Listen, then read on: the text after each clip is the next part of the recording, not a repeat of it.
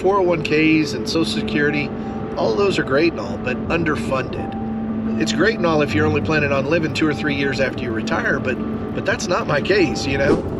You don't have to get the best deal out there. You don't have to, absolutely get the bottom end on anything. You don't have to catch the market at the right time. You don't have to do anything fancy with real estate. All you've really got to do is make investments that make sense. You purchase them at X, you know what your cash flow is on that. Over the course of over years, you'll get depreciation on the income coming in. You'll get cash flow. You'll get appreciation on the property. And I don't even think about 2-3 years down the line. I'm thinking, 20 years down the road, where these little, ups and downs really don't even matter. Because if you'll do your deal when it makes sense, that's really all that matters. I mean, you know what the variables are. You know what the outcome of the deal is. You just do a deal that makes sense. You don't have to be afraid of it. I mean, you've literally got the bank as your partner, and they're putting up 80% of the money.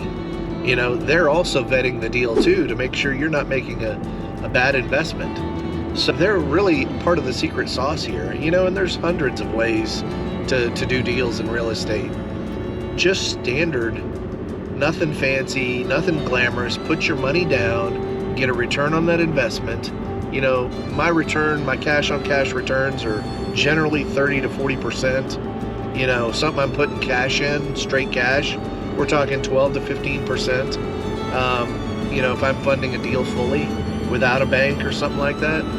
But in this market, it's easy to win. I mean, it's just take your time, find deals that make sense, and put your money out there. And rather than waiting